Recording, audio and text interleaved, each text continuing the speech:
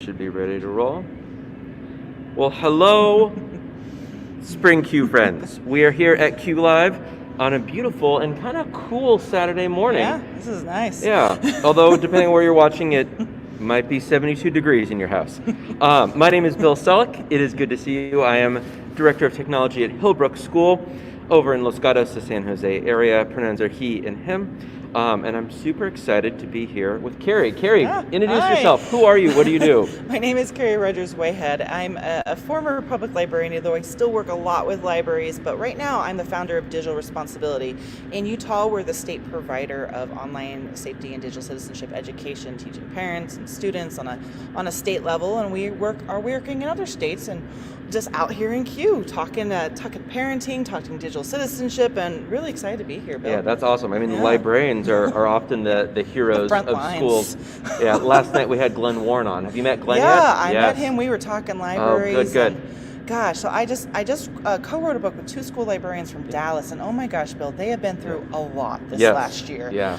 But still, even though they've been through so much, they're like, this is so important. Librarians need to be doing digital citizenship and advocating for it, but they're out there. So my heart goes out to you, librarians. You had a rough year. Well, yeah. So I first heard about you through Meet the Authors. So for those that don't know, Glenn talked a little bit about that again. So tell us about Meet the Authors, maybe a little about your book, some digital citizenship. It was a fun experience. Glenn should just be on a game show full time. That should just be his job. He's so good at that. But I could see that. Yes, I could see it. Yeah. But I was talking about my book that came out last year, 3 M's of Fearless Digital Parenting. So it was a trade fiction, my first non-academic one, which I didn't have to do parenthetical citations. So How fun. about that? But I wanted to reach a larger audience. So it's packed full of research in an accessible way to help parents just be empowered, because that's what I was talking about with Glenn. There's a lot of fear, and that's why I called my book that. There's just a lot going on, and parents are just a little on edge. Little on edge. And that comes out in our parenting, and we don't mean to, but we pass that anxiety down to our kids too, without even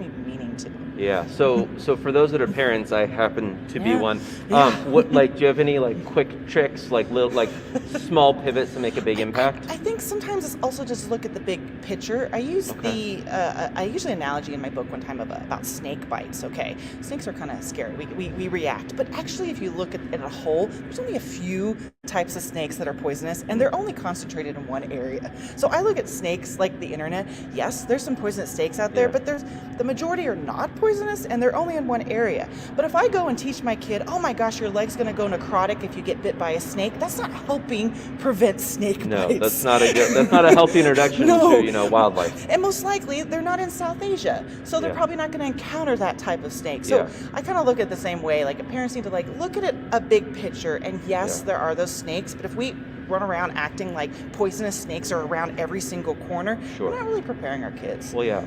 Well, and certainly in California, being aware of rattlesnakes and where they live and what behaviors might get you into trouble, right? What to wear, maybe, shoes or where to go. But just knowing that my leg's gonna fall up doesn't help me prepare for the snake.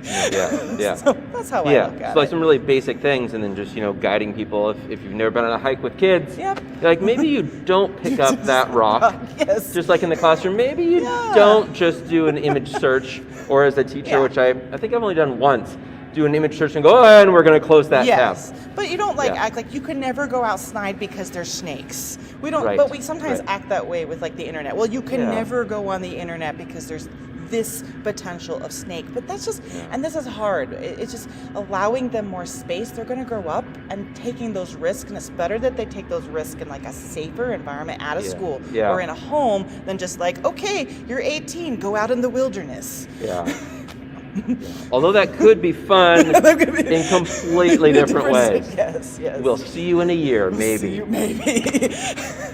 But hopefully you prepared them. It feels very 300. Yes. Remember that? Yes. Yeah. That's fantastic. So what's your take? I know you talk a lot about digital citizenship. Where are things now? Where might we head next? What's kind of the and I just did I was talking to a bunch of educators. I have an ISTE piece coming out about what they saw as the future, and I'll tell what they see, and I'll share what I think. And one thing that came up was AI. It's just a big one, and you see that in some more. It's popping up here and there in standards and conversations, but how do we actually actually prepare children for big data and that type of like biometrics in their lives. And we're already seeing more of that with remote learning, but what should they be aware of? How does online privacy and online safety intersect? Cybersecurity and digital learning kind of bump up against each other, and how do we all interact in that world? So that's a big one that I saw come up with educators. For me, it's a piece of like how we are teaching it. It's like we learn more about it, but we don't teach, we teach it in maybe an assembly or a big lecture, but we're not like skill building, and we're not making it adaptive to everyone, like across the ages and across the ability level.